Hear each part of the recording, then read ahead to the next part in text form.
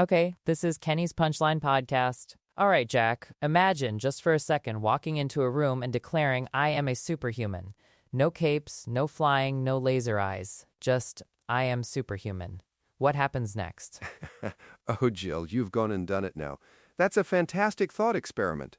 My immediate reaction is a lot of raised eyebrows, maybe some confused looks, and then probably someone asking, okay, and? Exactly. Because the premise here is I don't need to demonstrate supernatural powers, it's purely a self-declaration. So the core question becomes, will others accept me? Or perhaps more accurately, why would they accept me or not accept me based on that alone? I think it cuts right to the heart of how we define extraordinary or even superior. Traditionally, superhuman implies abilities beyond human capacity. If you strip that away, what are you left with? Is it just a state of mind? A belief system? Right, because if I say I'm a fantastic cook, people might still want to taste my food. If I say I'm incredibly intelligent, they might ask about my achievements or my IQ. But superhuman, it's such a loaded term, isn't it? It suggests an innate, almost genetic difference. Absolutely. It's like saying, I'm royalty, but you have no crown, no lineage, no kingdom. It's a title without the traditional prerequisites, and I think that's where the friction would come in. Society generally wants proof. We're wired for evidence. So, is it possible that the mere declaration could shift perceptions, even without proof? Like if someone carries themselves with such conviction, such unwavering belief in their own superhuman status, could that in itself be a form of power? Oh, that's a brilliant point, Jill. You're talking about the power of self-belief and projection. Think about charismatic leaders throughout history. They often declare a vision or a status, and people follow, often not because of tangible proof, but because of the leader's conviction and the narrative they weave. So, it's less about actual superpowers and more about commanding presence, maybe unparalleled confidence? Could a superhuman without powers simply be someone who operates at such a peak level of human potential, mentally, emotionally, perhaps even physically, that they feel superhuman and that feeling radiates? Exactly. Think about athletes who push boundaries, or scientists who make breakthroughs, or artists who create something truly revolutionary. They don't have powers in the comic book sense, but they often achieve things that seem superhuman to the average person. Their declaration could be an internal one, a commitment to that peak potential. But the prompt is about declaring it publicly. I am a superhuman. Not I strive for superhuman achievements or I feel superhuman. It's a statement of being, and I'm struggling with the public acceptance part. I think it depends heavily on the context and the declarant.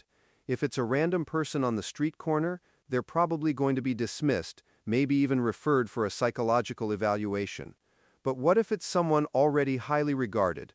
A CEO, a celebrated philosopher, an iconic artist. That's a fair point. If Elon Musk suddenly said, I'm a superhuman, people might pause, think about all his achievements, and wonder if he's onto something new or if it's just a PR stunt. The existing reputation definitely plays a huge role. Right, because then the superhuman label starts to color their existing achievements. Oh, that's why he could build Tesla and SpaceX. He's a superhuman. It retroactively explains their exceptionalism without requiring new, tangible powers. So it's less about the literal truth of the statement and more about how it frames an individual's narrative. It's a rebranding almost, a self-mythologizing. And if done skillfully, with enough existing human achievement, it might just stick. Precisely. It's about perception management. And in an age of personal branding and self-curated identities, it's not entirely far-fetched. People declare themselves gurus or thought leaders all the time, often without a universally recognized certification or demonstrable superpower in their field. That's a really interesting parallel, Jack, because a guru is a self-appointed title, often, and its acceptance comes from followers who believe in that person's exceptional wisdom or insight.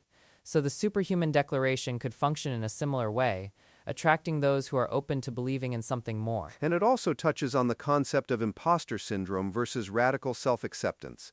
Most of us, even when we achieve great things, struggle with feeling enough.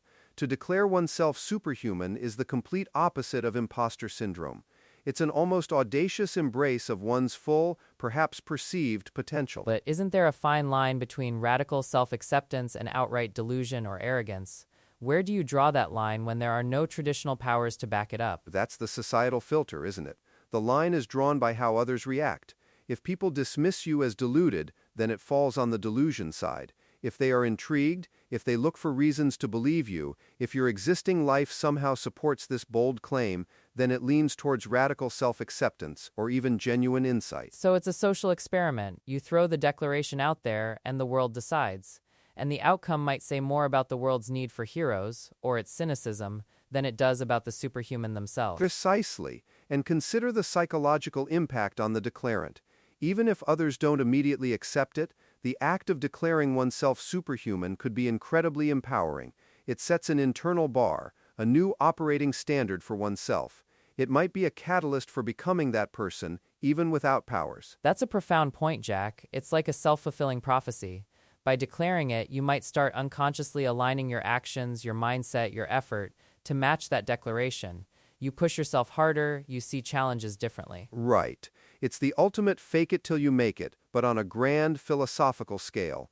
You're not faking a skill, you're faking a being. And if your superhuman qualities are things like unparalleled resilience, unwavering focus, incredible empathy, or boundless creativity, then the declaration itself might be the trigger to unlock those qualities more fully. But isn't that just being a highly functional human?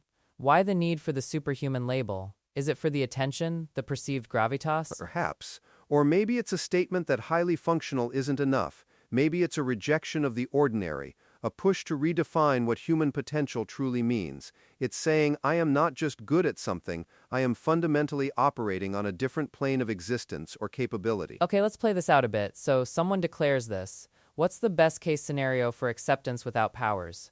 What do they do after the declaration to make it stick? Best case, they'd have to live up to it in every human way imaginable. They'd become an exemplar of human excellence. They'd demonstrate extraordinary kindness, wisdom, problem-solving skills, resilience in the face of adversity, and an unshakable inner peace.